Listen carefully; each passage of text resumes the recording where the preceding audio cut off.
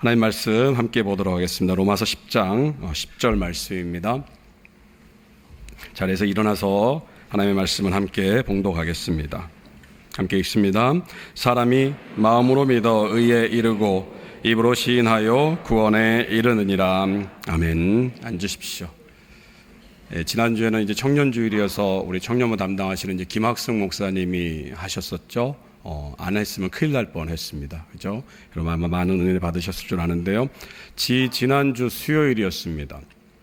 그러니까 지난 주일 말고 그 전주 이제 수요일에 제가 이제 밖에서 예배 끝나고 이제 안내를 이제 인사를 드리는데 어떤 남자분이 이렇게 인사를 하시면서 이 교회 성도들은 참 복 받았습니다. 이렇게 얘기를 하시더라고요. 그분이 이제 독일에서 오셨는데 이쪽에 관공서에 볼 일이 있어가지고 오셨으면서 이제 우리 교회에 이제 출석을 이제 하셨었습니다. 그러면서 이게 한국에 이렇게 설교 잘하는 목사님들이 이렇게 많이 계신 줄 몰랐다고, 그러면서 이 교회 목사님들은 성도들은 복 받았다 이렇게 얘기를 하셨습니다. 거짓말 같죠? 녹음을 했어야 되는데 정말입니다. 그때 보니 공교롭게도 그 주 수요일의 설교가 김학승 목사님입니다. 청년부 설교가. 그리고 지난주 설교가 김학승 목사님입니다. 그래서 이제 우리 부목사님들을 이렇게 잘 좀 세워야겠다 이런 생각을 좀 제가 해봤습니다. 그리고 여러분들은 모르시겠지만 우리 목사님들이 설교를 참 잘하셔요. 진짜로 잘하십니다. 그러니까 자주 오시고 수요일도 오시고 금요기도에도 오시고 오후 예배도 참석하시고 그렇게 하셨으면 좋겠습니다. 한 가지만 더 말씀을 드리면 춥다고 하시는 분들이 계신 것 같아요. 근데 이 교회가 이 보편적인 온도를 맞춰야 되기 때문에 덥게 유지할 수는 없습니다. 왜냐하면 덥다고 옷을 벗을 수는 없지 않습니까? 그래서 온도를 조금 낮게 했습니다. 그래서 여러분 혹시 추우신 분들은 겉옷을, 얇은 겉옷을 하나를 더 가지고 오십시오. 그래서 입는 게 가능하지 벗을 수는 없습니다. 그러니까 좀 추우시는, 좀 추워 그런 분들은 옷을 하나. 근데 여러분 지금 2층은 사실 이게 열기가 올라가서 덥습니다. 그런 걸 좀 감안하셔서 춥다고 여기시는 분들은 겉옷을 하나 좀 준비하셨으면 좋겠습니다. 사담은 여기까지 하고요. 제 목소리가 좀 갈라지죠, 여러분? 지금 그런 일이 있었습니다. 한때 사형리라고 하는 그런 전도법이 유행했던 적이 있습니다. 여러분 혹시 대학생 할 때 CCC라든지 이런 게서 이렇게 황토색 비슷한 이런 요만한 책자, 명함보다 약간 더 큰 그런 사형리라고 하는 것을 이렇게 대학생들이 이렇게 돌아다니면서 전도하고 또 교회마다 이렇게 전도하는 그런 유행이었던 때가 한 번 있었습니다. 지금도 그 일들을 하고 있는 교회도 많이 있습니다만, 말 그대로 이제 4가지 영적 원리를 가지고 이제 전도를 하는 그런 방법입니다. 그래서 그 1원리, 첫 번째 원리를 이렇게 시작을 합니다. 하나님은 당신을 사랑하시며 당신을 위한 놀라운 계획을 가지고 계십니다. 이렇게 해서 이제 그것들을 쭉 따라가다 보면 이제 마지막에 영접 기도를 하게 됩니다. 그래서 저를 따라서 영접 기도를 하시겠습니까? 해서 그 대상자가 예라고 대답을 하면 이제 그 영접 기도를 합니다. 영접 기도가 이렇게 되어 있습니다. 주 예수님, 나는 주님을 믿고 싶습니다. 십자가에서 죽으심으로 내 죄값을 담당하시니 감사합니다. 지금 나는 내 마음의 문을 열고 예수님을 나의 구주, 나의 하나님으로 영접합니다. 나의 죄를 용서하시고 영생을 주심을 감사합니다. 나를 다스려 주시고 나를 주님이 원하시는 사람으로 만들어 주옵소서. 예수님의 이름으로 기도합니다. 아멘. 이렇게 해서 이제 영접 기도가 끝납니다. 그러면은 이제 그 영접 기도를 한 대상에게 이제 당신은 예수님을 영접했습니다. 당신은 이제 그리스도인이 됐습니다. 그러면서 이제 교회를 소개하는 책자를 주든지 아니면은 가까운 교회에 나가서 예수님을 더 알아가시기를 바랍니다. 이게 이제 그 사형리 전도법의 끝입니다. 여기서 퀴즈를 하나 드리죠. 이 사람은 예수님을 믿은 겁니까? 아닙니까? 어렵는가요? 그럼 이 사람은 구원을 받았을까요? 못 받았을까요? 영접 기도를 했는데. 그럼 좀 더 쉽게 질문을 드리죠. 이 사람이 다음 주일부터 교회를 나갔겠습니까? 안 나갔겠습니까? 네? 안 나갔습니까? 나갔습니까? 저도 이거를 했었거든요. 근데 영접 기도 한 사람을, 제가 교회로 온 사람을 그 교회에서 3년 사역을 하는 동안 단 한 명도 만난 적이 없습니다.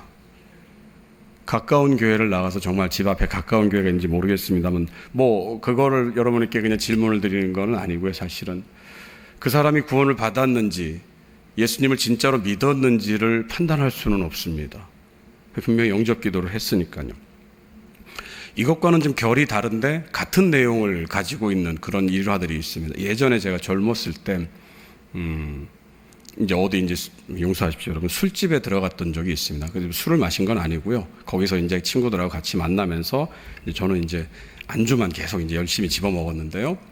그 뒤에서 이렇게 무슨 소리가 막 들렸습니다. 다른 옆 테이블에서. 중년입니다. 그때 이제 한 40대 후반 정도 되는 분인데 그분이 그러는 거예요. 야, 이래봐도 내가 세례교인이야? 그러는 겁니다. 이게 혀가 약간 꼬부라졌는데 내가 세례교인이야? 그러면서 말씀하시는데 내가 이제 옛날에 군대 있을 때 세례 받았어? 이렇게 얘기를 하는 겁니다. 그 여러분 그 논산훈련소로 간 분들은 아시겠습니다만 그 진중세례식이라는 것을 합니다. 이 논산훈련소의 그 진중세례식은 기네스북에도 등재가 되어 있습니다. 왜냐하면 세례를 한꺼번에 막 수십 명을 막 주기 때문에 그렇습니다. 이게 왜 기네스북에 등재됐느냐? 기네스북에 등재된 기록이 2012년 5월 19일입니다. 여러분 몇 명이 한꺼번에 세례를 받았을 것 같습니까? 대충 한 2,000명 받았을 것 같습니까? 놀라지 마십시오. 여러분 9,519명이 세례를 받았습니다. 그래서 기네스북에 올랐어요. 9,000명입니다. 9,000명 여러분. 그러니까 우리 교회의 한 9배, 거의 10배 되는 숫자가 한 번에 세례를 받은 겁니다. 여기 모인. 어마어마하죠. 예수를 믿습니까? 네. 당신 구원받았습니까? 내가 믿으니까 구원받았죠. 당연히. 예수를 믿는다고 생각하고 구원받았다고 확신하는 그 근거가 무엇입니까? 라고 얘기를 할 때 나 옛날에 영접기도 했었어요. 나 옛날에 세례 받았다니까 이래봬도 내가 세례교인이야. 그것도 아니면은 좀 더 들어가면은 유아 세례 받았다라고 얘기를 하죠. 유아 세례. 그리고 우리 엄마 권사야. 이런 사람들 우리 주변에서 쉽게 만나볼 수 있습니다. 그러면 여러분 질문을 드려보죠. 이런 확신이, 이런 내 믿음이 우리의 구원을 보장할 수 있을까요? 없을까요? 주님 분명히 말씀하시기를 나더러 주여 주여 하는 자마다 다 천국에 들어가는 것이 아니다라고 얘기를 합니다. 사역을 하다 보면은 그 자녀 때문에 이렇게 고민을 토로하는 엄마, 권사님들을 이렇게 자주 만나게 됩니다. 이 권사님들 하는 얘기는 다 비슷해요.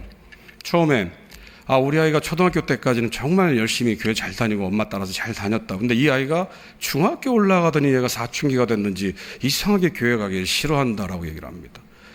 이 아이가 고등학교 가면 어떻게 됩니까? 그 엄마는 이제 고등학교 얘기를 하죠.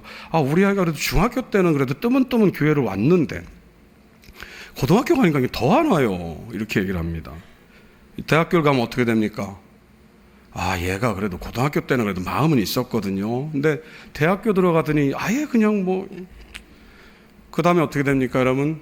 직장 들어가죠. 취업하죠. 직장이 바쁜가 봐요, 얘가. 결혼하면요, 결혼해서 애 키우느라고. 그냥 바쁩니다. 그러니까 얘는 그냥 초등학교 이후로는 계속 교회를 안 왔어요. 근데 엄마는 계속해서 얘가 중학교 가더니 고등학교 가더니 대학교 가더니 직장 다니더니 이렇게 얘기를 합니다. 그런데요, 그 아이를 만날 때마다 교회 가라고 종용을 하죠. 엄마가, 아빠가. 야, 너 그래도 교회 가야 된다. 근데요, 이 사람들이 말을 잘합니다. 뭐라고 얘기를 하냐면요. 엄마, 나 그래도 하나님 믿어. 예수님 믿어. 걱정하지 마. 엄마, 아빠 한 기도가 얼만데. 이런 얘기 합니다. 모태신앙이 여러분 구원받는 그 좋은 신앙의 토대는 될 수가 있습니다. 밑거름은 될 수가 있습니다. 그러나 분명한 사실은 엄마 뱃속에서 교회를 다녔다고, 그리고 입으로 나 교회 다녀, 교회 예수 믿어라고 한다고 해서 그 고백이 구원을 책임져 줄 수는 없습니다. 세례가 구원받은 사람의 표징이 될 수는 있습니다. 그러나 그 세례를 받았다고 하는 그 사실이 저와 여러분들의 구원을 보장하지는 못합니다. 비록 지금은 너무 바빠서 교회 나가지 않지만 엄마 그래도 내 마음속에 예수 그리스도 있어. 나 예수님 믿어. 너무 걱정하지 마라고 하는 그 자식의 얘기가, 그 자식의 말이 자식의 신앙을 걱정하는 엄마 아빠에게 위로는 될 수 있을지 모르겠습니다만 그것이 그 자식의 구원을 보장하지는 못합니다. 이렇게 얘기를 하면 오늘 이 자리에 있지는 않지만, 그리고 혹 이 자리에 있으면서 그런 마음을 가지고 계신 분들이 얘기를 할지도 모릅니다. 나는 옛날에 이미 예수를 시인했다. 그리고 내가 지금 삶이 바빠서 교회를 제대로 참석하지 못하고 예배를 제대로 드리지 못하고 그냥 세상 사람들과 비슷하게 삶을 살지만 이 중심에는 예수가 있다라고 하는 분들이 오늘 우리가 읽은 로마서 10장 10절의 말씀을 들이댈지도 모릅니다. 오늘 우리가 읽은 본문 말씀을 다시 한번 봤으면 좋겠습니다. 우리 같이 다시 한번 읽을까요? 함께 읽어보겠습니다. 사람이 마음으로 믿어 의에 이르고 입으로 시인하여 구원에 이르느니라. 마음으로 믿었어요. 그때 언젠가. 그리고 그 감동 때문에 입으로 시인했습니다. 나는 예수님을 믿겠습니다. 그리고 구원에 이른다고 성경은 말합니다. 봐라, 마음으로 믿었고 입으로 시인했고 구원에 이른다고 말씀하지 않았느냐. 난 예수님을 구주로 믿었으니, 그리고 입으로 시인했으니 나에 대해서, 내 구원에 대해서 이러쿵저러쿵 얘기하지 않았으면 좋겠습니다. 오늘 우리가 읽은 본문 10절 말씀, 로마서 10장 10절 말씀은 구원에 이르는 어떤 절차적인 시간적인 순서를 우리에게 말하고 있는 것처럼 보입니다. 그리고 실질적으로 성경 속에서 예수를 믿게 된 사람들의 면면들을 보면 이러한 패턴들, 이러한 과정들을 거치는 것을 우리가 쉽게 발견합니다. 그 대표적인 예가 예수님과 함께 십자가에 못 박혔다가 구원받은 한편 강도입니다. 예수님과 함께 두 강도가 양쪽에 못을 박혀 십자가에 달렸습니다. 그리고 그 두 강도는 처음에는 그 예수님을 향해서 비난했습니다. 네가 하나님의 아들이거든 너도 살고 우리도 좀 살자. 그 내용이 마태복음 27장 44절에 이렇게 기록이 되어 있습니다. 함께 십자가에 못 박힌 강도들도 이와 같이 욕하더라. 처음에는 같이 욕을 했는데 어느 순간에 한쪽 편에 있는 강도의 마음에 뭔가 변화가 일어나기 시작합니다. 어느 때인지 우리가 확인할 수는 없습니다만 분명한 변화가 있었습니다. 그 사람이 뭐라고 얘기를 하느냐. 누가복음 23장 40절 41절에 이렇게 얘기를 합니다. 하나는 그 사람을 꾸짖어 이르되 내가 동일한 정죄를 받고서도 하나님을 두려워하지 아니하느냐. 우리는 우리가 행한 일에 상당한 보응을 받는 것이니 이에 당연하거니와 이 사람이 행한 것은 옳지 않은 것이 없느니라 하고, 어느 순간부터 그 예수님의 무언가가 믿어지기 시작합니다. 마음 가운데 믿음이 싹트기 시작한 거죠. 그리고 나서 이 예수님이 이 강도가 예수님께 자신의 믿음을 입으로 고백하면서 시인합니다. 뭐라고 얘기를 합니까? 누가복음 23장 42절입니다. 예수여 당신의 나라에 임하실 때에 나를 기억하소서. 믿음이 생기고 그 믿음을 입으로 고백합니다. 그러자 예수님께서 그의 구원을 말씀하시죠. 네가 오늘 밤 나와 함께 낙원에 있으리라. 그런데 안타깝게도 오늘 본문 10절 말씀, 로마서 10장 10절 말씀은 구원에 이르는 어떤 단계적인 절차를 말하고 있는 구절이 아닙니다. 로마서를 연구하는 학자들은 오늘 본문 10절의 말씀은 9절의 말씀을 축약해 놓은 것이다, 이렇게 얘기를 합니다. 그럼 여러분 한번 9절을 보시기 바랍니다. 9절은 이렇게 기록이 되어 있죠. 내가 만일 내 입으로 예수를 주로 시인하며 또 하나님께서 그를 죽은 자 가운데서 살리신 것을 내 마음에 믿으면 구원을 받으리라. 9절과 10절은 비슷한 내용들을 다루고 있습니다. 말씀드린 것처럼 10절이 9절의 요약이라고 말씀을 드렸습니다. 그러니까 10절은 9절의 내용에서 벗어날 수가 없습니다. 9절을 자세히 보면 마음으로 믿고 입으로 시인한다라는 말씀이 10절과 순서가 바뀌어져 있습니다. 그런데 10절에는 의에 이른다라는 말과 구원에 이른다는 말이 두 개가 기록이 되어 있는데 9절에서는 구원을 받는다라고 하는 말 하나밖에 없습니다. 그래서 오늘 우리가 읽은 본문 10절의 말씀은 의에 이른다라고 하는 것도 역시 구원을 얻는다, 구원을 이룬다라고 하는 말의 강조의 의미로 받아들여야 합니다. 그래서 오늘 본문 10절의 말씀을 다시 한번 해석해 보면 이런 것입니다. 마음으로 믿고 입으로 시인하여서 구원을 얻는다. 사실 제가 정말 여러분과 나누고 싶은 것은 오늘 10절에서 말하고 있는 마음으로 믿는 것이 어떤 것인지, 입으로 시인하는 것인지 어떤 것인지를 나누고 싶습니다.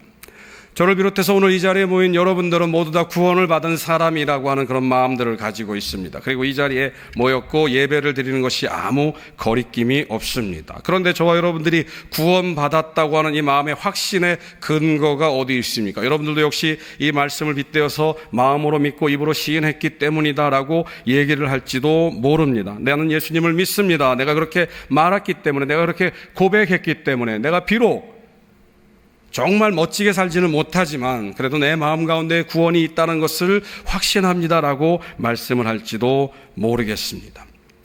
오늘 우리가 읽은 10절의 그 축약판인 그 원 내용이었던 9절의 말씀을 보면 무엇을 믿는지 무엇을 시인해야 되는지를 보여주고 있습니다. 그 내용들은 바로 예수 그리스도로 축약이 됩니다. 그 예수 그리스도에 관한 것들, 다시 말하면 복음에 관한 것들을 얘기를 하고 있습니다. 그러니까 우리가 오늘 이 자리에서 마음으로 믿는 것은 무엇이냐? 바로 복음이 되어야 됩니다. 그리고 입으로 시인하는 것은 무엇이냐? 바로 복음이 되어야 됩니다. 그러니까 우리가 마음으로 복음을 믿고 입으로 그 복음을 시인해야지만, 예수 그리스도를 시인해야지만 우리에게 구원이 임한다라고 얘기를 하고 있습니다. 그런데 여러분, 마음으로 믿는다고 하는 것이 어떤 것인가? 입으로 시인한다고 하는 것이 어떤 것인가? 단순히 마음으로 믿는다고 하는 그 모습은, 그 행동은 우리 마음 가운데 어떤 감동이 있어서, 뭔가 이렇게 찡한 그런 마음이 있어서 야, 오늘 한번 믿어봐 라고 얘기를 하면서 그 분위기에 휩쓸려서 입으로 얘기하는 그것을 의미하지 않습니다. 성경 속에서 마음이라고 표현된 것은요, 단순히 그냥 우리 어떤 감정을 의미하지 않습니다. 성경 속에서 마음을 얘기하는 그 모든 내용들은, 거의 모든 내용들은 그 사람의 인격 전체를 의미합니다. 그 사람의 존재 자체를 의미합니다. 단순한 생각, 어떤 감정의 변화가 아니라 그 사람이 드러내는 삶의 모든 모습을 의미하는 것이 성경 속에서 마음으로 기록되어 있는 그 말씀입니다. 그래서 마음으로 믿는다라고 하는 이 말씀이 의미하는 것은, 말씀드린 것처럼 단순히 어떤 감정적인 요동이 아니라, 감정적인 어떤 그런 임팩트가 아니라 그 마음을 통해서 드러나는 삶의 모든 것들을 의미합니다. 단순히 일회적인 어떤 그런 변화가 아니라 그 마음을 통해서 나타나는 그 모든 삶의 여정들, 과정들을 의미합니다.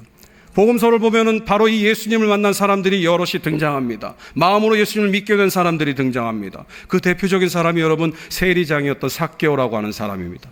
삭개오는 여러분 세리장으로서 이스라엘 모든 사람들에게 비난을 받았던 사람입니다. 매국노와 같은 취급을 받았던 사람입니다. 그래서 그 삭개오가 예수님을 자기의 집으로 초대합니다. 그리고 나서 그 예수님과 같이 식사를 나누면서 그 예수님을 향한 믿음이 마음 가운데 싹트기 시작합니다. 그리고 나서 삭개오가 뭐라고 고백합니까? 누가복음 19장 8절에 이렇게 기록이 되어 있습니다. 내 재산의 절반을 가난한 사람들에게 주겠사오며 만일 누구의 것을 고발하여 무엇이든지 빼앗은 적이 있으면 그에게 4배로 갚겠나이다. 삭개오는 예수님을 만난 그 마음의 감동, 그리고 마음으로 믿는 그 믿음을 어떻게 표현했느냐? 바로 자기의 삶의 변화로 표현했습니다. 예수님, 내가 누구 것을 빼앗았으면 갚겠습니다. 그리고 심지어 4배나 갚겠습니다라고 얘기를 합니다. 그렇게 그 삶이 변화된 모습을 예수님께 보여줬을 때 예수님이 뭐라고 말합니까? 누가복음 19장 9절 말씀입니다. 예수께서 이르시되 오늘 구원이 이 집에 이르렀으니 이 사람도 아브라함의 자손이미로다. 마음으로 믿은 것이 그의 삶으로 표현됐기 때문에 예수님은 그 삭개오에게 구원이 너에게 임했다라고 말씀하고 있는 것입니다. 성경에는 이런 예수님을 갈급한 심령들을 가지고 예수님께 찾아온 사람이 또 등장합니다. 성경 속에서 마태복음에는 젊은 부자 청년이라고 얘기를 하고요, 마가복음에서는 재물이 많은 사람이라고 표현합니다. 그리고 누가복음 18장에서는 부자 관리로 기록이 되어 있습니다. 똑같은 사람인데 마태가, 마가가, 누가가 그 상황 가운데서 그 사람을 봤던 판단이 차이가 있습니다. 그런데 공통적인 것은 이 사람들이 갈급한 심령으로 예수님께 찾아와서 묻습니다. 예수님, 어떻게 하면 내가 영생을 얻을 수가 있겠습니까? 영적인 갈급함 때문에 예수님께 찾아와서 예수님께 묻습니다. 어떤 믿음의 어떤 시발점이 되는 그러한 모티브를 가지고 있습니다. 그런데 그 사람들에게 예수님이 말씀하십니다. 너희가 가지고 있는 그 재물을 팔아서 가난한 자들에게 주고 그 다음에 나를 쫓을 것이니라. 마태복음에 있는 부자 청년은 이렇게 기록이 되어 있습니다. 19장 22절입니다. 그 청년이 재물이 많음으로 이 말씀을 듣고 근심하며 가니라. 마가복음 10장 22절에 재물이 많은 사람은 이렇게 고백을 합니다. 그 사람은 재물이 많은 거로 이 말씀으로 인하여 슬픈 기색을 띠고 근심하며 가니라. 누가복음 18장 23절에서는요, 부자 관원입니다. 그 사람이 큰 부자이므로 이 말씀을 듣고 심히 근심하더라. 그 누구도 자신의 영적 갈급함 때문에 예수님께서 말씀하신 그래 너의 믿음이 너의 마음이 지금 믿음의 어떤 그 믿음을 향한 그런 열린 준비가 되어 있구나. 그러면 이제 내가 너의 믿음을 삶으로 보여주는 그 증거를 가르쳐주마. 그 삶으로 보여줄 방법을 가르쳐주마. 너의 재물을 팔아서 가난한 자에게 도와주렴. 그러면 너의 그 믿음이 참된 것으로 너의 삶이 이전과 달라졌다는 것을 증명할 것이다 라고 얘기를 했습니다. 그러나 그 사람들은 어떻게 했습니까? 근심하며 돌아갔다라고 얘기를 합니다. 요한복음 8장에 보면 가늠하다 현장에서 붙잡힌 여인이 등장합니다. 사람들이 살기가 등등해서 돌을 들고 그 여인 주변에 서 있습니다. 예수님께서 말씀하십니다. 너희 중에 죄 없는 자가 먼저 이 여인을 돌로 쳐라. 성경에는 나이 많은 늙은이에서부터 젊은이들까지 하나 둘 떠났다고 얘기를 합니다. 그 사람들이 양심에 찔려 모두 다 떠났습니다. 이제 그 여인과 고개를 숙이고 죽일 것만을 기다리고 있는 그 여인과 예수님이 있습니다. 예수님이 그 여인에게 말합니다. 요한복음 8장 11절 말씀입니다. 여인에게 묻습니다. 너를 죽이려던 너를 돌로 치려던 자가 어디에 있느냐? 뭐라고 합니까? 여인이 대답하되 주여 없나이다. 없습니다 예수님. 예수님이 뭐라고 말씀하십니까? 예수께서 이르시되 나도 너를 정죄하지 아니하노니 가서 다시는 죄를 범하지 말라. 이 여인은 지금 예수님으로 말미암아서 다시금 새로운 생명을 얻게 되는 그 믿음이 시작되는 그런 단계에 있습니다. 그 시작되는 단계에서 예수님이 이 여인에게 하신 말씀은 다시는 가서 죄를 짓지 말라는 것입니다. 오늘 우리가 읽은 로마서 10장 10절의 말씀 마음으로 믿는다라고 하는 이것은 말씀드린 것처럼 우리 어떤 감정 때문에 우리 어떤 그런 어떤 들끓음 때문에 우리 마음속에 일어나는 어떤 그런 뭐라고 할까요? 그 감정의 요동 때문에 예수님 나는 예수님을 믿습니다라고 하는 그것이 아니라는 것입니다. 그것이 구원에 이르는 믿음이 되기 위해서는 그 감정에서 끝나는 것이 아니라 그 감정이 계속해서 여러분의 삶 가운데서 여러분의 삶을 움직이는 그런 마음이 되어야만 합니다. 사랑하는 성도 여러분, 물론 정도의 차이는 있을 것입니다. 어떤 사람들은 너무나도 그냥 급작스럽게 모든 것들이 바뀌는 그런 사람이 있을 수도 있습니다. 그러나 대부분의 경우에는 천천히 변해가게 마련입니다. 예수를 마음으로 믿는다고 하는 그 믿음은 그 삶이 예수로 말미암아서 송두리째 바뀌는 것을 의미합니다. 말씀드린 것처럼 순식간에 바뀌는 그러한 것은 아닐지도 모릅니다. 그러나 분명한 사실은 그 예수를 믿기로 다짐했던 그때보다 지금이 반드시 더 나아져야 한다는 것입니다. 생각해 보십시오. 여러분, 예수를 믿는다고 하는데 그 예수님의 말씀을 마음 가운데 품는다고 하는데 어떻게 예수를 믿기 전과 예수를 믿은 후의 삶이 같을 수가 있겠습니까? 오늘 구원에 이르는 두 번째 방법은 입으로 시인하는 것이라고 말을 하고 있습니다. 이 말은 무슨 의미일까? 근데 입으로 고백하는 것, 나 예수님 믿어요 라고 하는 것, 그것은 아닐 것입니다. 이 말씀을 바로 이해하기 위해서는 이 말씀이 쓰여진 시대적인 상황으로 우리가 거슬러 올라가 봐야 됩니다. 로마서가 쓰였을 그 당시에는 로마의 황제가 모든 사람들의 주님이었습니다. 황제는 신과 같은 존재였습니다. 공식적인 자리에서, 물론 다른 자리에서, 사사로운 자리에서 자기가 좋아하는 존경하는 사람에게 주님이라고 고백할 수는 있습니다. 그러나 공식적인 자리에서는 반드시 황제만을 주님으로 언급해야 됩니다. 그리고 그 황제를 주님으로 언급하지 않은 사람은 고발을 당하게 됩니다.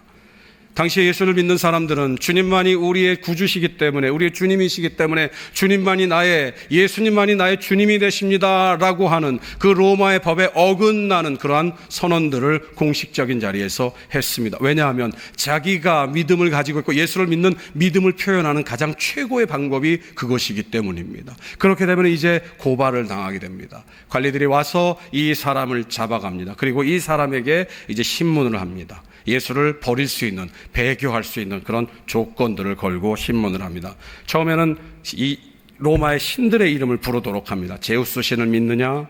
이런 신들의 이름을 부르도록 합니다. 그때도 이 사람이 고개를 절레절레 흔듭니다. 나는 예수님만이 나의 주님입니다. 그러면 그 다음을 얘기를 합니다. 로마 황제에게 충성을 해라. 그래야지만 네가 살 수 있다. 그때 이 사람은 또 고개를 절레절레 흔듭니다. 나는 예수님을 믿습니다. 예수님만이 나의 주님입니다. 마지막 수단을 얘기를 합니다. 좋다. 그러면은 이제 너가 믿는 그 예수님, 주님에 대해서 욕을 해라. 단 이 욕을 했다고 해서 그러니까 이 욕을 하는 것은 그러니까 입으로만 그냥 시인하는 것이다. 그리고 그 나머지 그렇게만 하고 나면 그 다음엔 네가 예수를 믿던, 예수를 주님으로 고백하던 아무런 상관도 하지 않겠다라고 얘기를 합니다.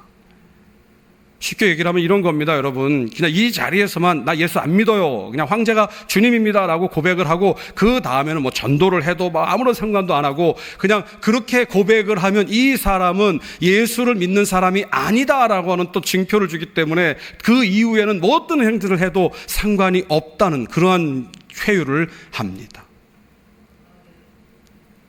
예수를 진짜로 믿는 그리스도인은 어떻게 했습니까? 그럼에도 불구하고 나는 예수님이 나의 주님임을 고백합니다 라고 얘기를 합니다. 온갖 회유에도 협박에도 굴하지 않는 그 사람은 이제 마지막 단계로 갑니다. 뭡니까 여러분? 형장의 이슬로 사라집니다. 로마서 10장 10절의 말씀, 입으로 시인해서 구원에 이르는 이 얘기는, 이 행실은 단순히 저와 여러분들이 그냥 나 예수님 믿어요 라고 하는 어떤 그런 말, 그런 선포, 그것을 의미하는 것이 아닙니다. 자신의 감정에 복잡쳐서 어떤 그냥 감동이 있기 때문에 그래 나 예수님 믿어봐야지라고 하는 그러한 얄팍한 그런 언어적 유의가 아닙니다. 예수를 입으로 시인한다라고 하는 것은 그 예수를 믿음으로 말미암아서 그 예수가 내 마음 가운데 용솟음치기 때문에 그 예수가 저와 여러분들의 삶을 움직이기 때문에 설령 내가 죽는다 할지라도 그 예수님 때문에 어쩔 수 없이 그 예수를 고백할 수밖에 없는 그것을 의미하는 것입니다. 그 믿음 때문에, 예수를 향한 그 믿음 때문에 죽음까지도 감내한다는 것입니다. 누가복음 6장 45절에는 이런 말씀이 기록되어 있습니다. 선한 사람은 마음에 쌓은 선에서 선을 내고 악한 자는 그 쌓은 악에서 악을 내나니 이는 마음에 가득한 것을 입으로 말함이니라. 진짜로 예수를 믿는 사람은요, 죽음의 공포가 눈앞에 펼쳐져 있다 할지라도 그 마음에 가득한 것이 바로 예수이기 때문에 그 마음에 가득한 예수를 입으로 시인할 수밖에 없는 것입니다. 사랑하는 성도 여러분, 오늘 이 자리에 있는 저와 여러분들이 모두 다 한결같이 입으로 예수를 시인합니다. 마음으로 예수를 믿는다고 얘기를 합니다. 그러면은 저와 여러분들이 바로 이 로마 시대의 예수를 그리스도로 고백함으로 말미암아서, 구주로 고백함으로, 주님으로 고백함으로 말미암아서 사자의 밥이 되고 십자가에 못 박혀 죽고 산채로 화형에 처하는 그 자리에 있는 그 사람들, 그 참된 그리스도인의 절박함이 저와 여러분들에게 있는지, 그 사람들의 그런 간절함이 저와 여러분들에게 있는지를 한번 다시 생각해 보아야 합니다. 사랑하는 성도 여러분, 여러분 마음으로 예수를 믿고 계십니까? 예수의 가르침이 여러분의 삶을 변화시키고 여러분의 삶에서 예수님의 가르침이 역동적으로 드러나고 있는지를 한번 생각해 보시기 바랍니다. 예수를 입으로 시인하고 있는가? 여러분이 드러내고 자랑하고 있는 그 모든 것들, 여러분이 주인 삼았던 그 모든 것들이 예수를 믿음으로 말미암아서 예수를 시인하게 되면 그것이 이제는 하찮은 배설물과처럼 여겨져야 됩니다. 만약에 그렇지 않다고 한다면 저와 여러분은 예수를 온전히 시인하고 있는 사람이 아닐지도 모르겠습니다. 이 예수님을 마음으로 믿고 입으로 시인한 참된 그리스도인들을 가리켜서 히브리서 11장에서 히브리서 기자는 세상이 감당하지 못할 사람이라고 얘기를 합니다. 세상은 악해왔습니다. 죄가 이 땅에 들어온 이후부터 세상은 그냥 늘 악했습니다. 그래서 하나님께서 인간을 창조하신 것을 후회할 정도로 그 세상은 악했다고 성경은 말합니다. 그런데 여러분, 그 하나님께서 그때보다 지금이 덜 악해서 우리를 그냥 내버려 두시는 것 같습니까? 아닙니다. 왜 하나님께서 길이 참고 인내하시느냐? 바로 이 자리에서 예수를 입으로 시인하고 마음으로 믿었던, 마음으로 믿고 입으로 시인했던 참된 그리스도인이 그 이전에도 있었고 그 이후에도 있었고 앞으로도 있을 것이기 때문에, 그리고 그 사람들이 자신의 삶을 송두리째 바쳐서 하나님께 온전한 삶을, 예수 그리스도의 그 모범을 따르는 그 삶을 살았기 때문에 그 사람들로 말미암아서 이 세상이 그래도 조금씩 변화하고 이 세상이 지금도 변화되고 있으며 앞으로도 변화될 것이기 때문에 하나님께서는 아직도 길이 참으시고 계시는 것일 것입니다. 사랑하는 성도 여러분, 미국이라는 나라를 한번 예로 들겠습니다. 백인 우월주의가 팽배했습니다. 그리고 흑인과 함께 밥을 먹는 것, 과거 유대인들이 이방 사람들과 밥을 먹는 그런 것을 역겨워했던 것처럼 그들도 그랬습니다. 무려 300년이 넘는 시간 동안 흑인들은 노예다, 하나님께 저주받은 백성이다, 함의 후손이다, 노아로 말미암아서 저주받았던 그 둘째 아들 함의 후손이다라고 얘기를 하면서 흑인들을 노예로 쓰는 것을 당연하게 여기고 교회도 역시 그런 신학들을 선포했습니다. 그래서 심지어 교회에서 어떤 설교가 펼쳐지느냐, 그 흑인들이 가는 천국이라면 나는 가지 않겠습니다라고 하는 고백들이 교회 안에서, 백인들의 교회 안에서 있었습니다. 그런 일들이 300년이 넘게 흐르다가 여러분 어느 순간이 되면서 계속해서 참된 믿음을 가지고 예수를 믿으며 그 예수를 입으로 시인하는 그리스도인들이 계속해서 이것은 잘못된 것입니다, 이것은 하나님의 말씀이 어긋난 것입니다 라고 하면서 계속해서 죽음을 각오하면서 그들이 일어났습니다. 마틴 루터 킹 목사라는 분이 계십니다. 여러분 잘 알고 계시죠? 그분이 얘기를 합니다. 그분이 나에게는 꿈이 있습니다라고 하는 그 연설문이 있습니다. 설교죠. I have a dream이라고 하는 그 꿈을 얘기를 합니다. 무슨 꿈입니까? 나에게는 꿈이 있습니다. 언젠가는 조지아의 붉은 언덕 위에서 옛 노예의 후손들과 옛 주인의 후손들이 형제의 식탁으로 함께 둘러앉아 함께 먹고 마시는 날이 올 것이라는 꿈입니다. 그리고 실제적으로 여러분 그 일들이 이루어졌기 때문에 법적으로는 인종차별은 미국에서 가장 큰 죄입니다. 바로 참된 그리스도인, 예수를 마음에 품고 마음에 믿고 입으로 시인한 그리스도인들 때문에 이런 역사들이 일어나는 것입니다. 우리나라라고 별반 다를 것 같습니까? 구한 말입니다. 양반과 삼놈, 반상의 차이가 엄연한 그런 자리에서 양반들이 예수를 믿기 시작합니다. 그러면서 예수님의 말씀이 그 마음 가운데 심겨지고 그 예수님의 말씀이 그 심정 가운데서 용솟음치기 때문에 그 말씀 때문에 변화를 받을 수밖에 없습니다. 그런데 그 변화의 가장 큰 모습이 무엇일까 생각해 보니까 우리는 모두 주님 안에서 한 형제요 가족인데 나는 지금 노예를 거느리고 있습니다. 노비를 거르고 있습니다. 이놈아 저놈아 이년아 저년아 하는 그 사람이 내 형제라고 하는 말씀이 그 사람 마음 가운데 심기어집니다. 그 사람을 부릅니다. 하루 전까지만 해도, 예수를 믿기 바로 전까지만 해도 이놈아 저놈아 했던 그 노비를 부릅니다. 그리고 그 보는 앞에서 노비 문서를 태워 없앱니다. 이제부터 당신은 자유입니다. 내 형제입니다. 내 자매입니다. 그때 그리스도인들의 그 모습은요, 반상의 법도를 어기는, 국가의 질서를 해치는 그런 무례한들이었습니다. 심지어 그 노비조차도 어떻게 이런 일을 합니까? 라고 반발을 하는 그러한 모습들이었습니다. 가문에서 쫓겨납니다. 왜요? 가문을 더럽히는 죄인이기 때문이죠. 제사를 폐지합니다. 상놈도 이런 상놈이 없어요. 손가락질 받습니다. 가문에서 쫓겨납니다. 너는 이제 나가라. 너는 우리 집안 사람이 아니다. 그런데 그 일들을 기꺼이 감당합니다.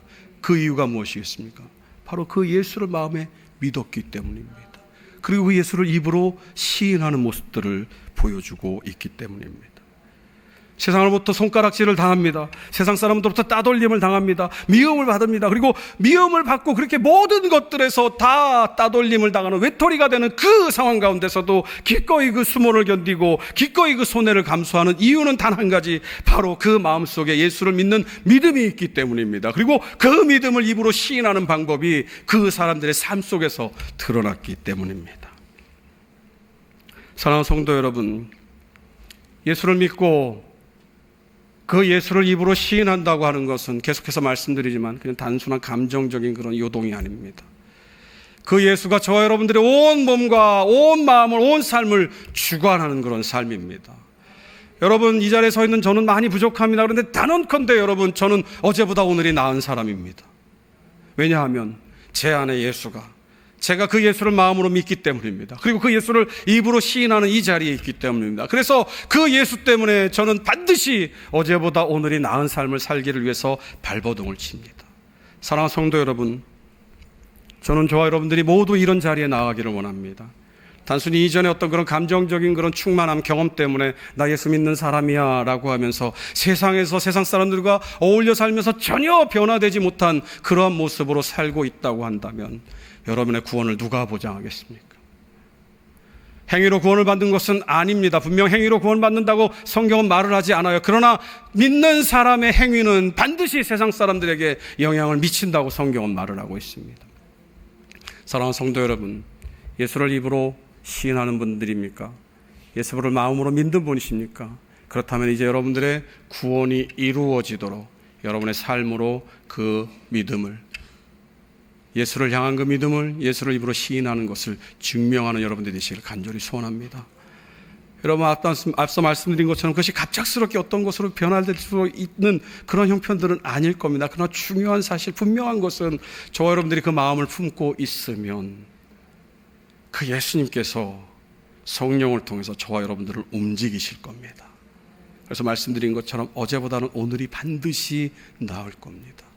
그리고 이런 시간들이 계속해서 거듭돼서 10년이 지나고 20년이 지나고 저와 여러분들이 죽을 때가 되었을 때, 하나님 품에 안기는 그 때가 되었을 때 저와 여러분들은 뭐라고 얘기를 하겠습니까? 주님, 나 주님 마음으로 믿고 입으로 시인하여서 주님 뜻대로 살았습니다. 이런 고백을 꿈꾸며 오늘 하루를 정말 진정한 그리스도인으로 살기로 다짐하는 저와 여러분들이 되시기를 간절히 소원합니다. 기도하시겠습니다. 사랑의 하나님, 감사합니다. 오늘 말씀, 너무나도 잘 알고 있는 말씀을 우리가 다시 한번 생각해 보았습니다. 하나님, 우리 모두는 예수를 마음으로 믿고 있습니다. 그리고 공경하는 자리에서 예수를 그리스도로 시인하고 있습니다. 입으로 시인하는 우리의 모습 가운데서 정말 하나님이 원하시는 그런 구원을 이루는 그런 모습들이 있는지 우리 자신을 돌이켜보게 하여 주시옵시고, 오늘 이 시간을 비롯해서 이 시간을 시점으로 해서 다시 한번 우리의 구원을 이루는 마음으로 믿는 믿음, 입으로 시인하는 믿음이 될 수 있도록 함께하여 주옵소서. 감사드리며 이 모든 말씀 예수님 이름으로 기도합니다. 아멘. 하나님 아버지의 크신 사랑과 성령님의 감동, 감화, 충만하심이 이제 주님을 마음으로 믿고 입으로 시인하여서 우리의 온 삶으로 주님을 증거하기로 다짐하는 사랑하는 주의 백성들 머리 위에 이제로부터 영원토록 함께 있을지이다. 아멘.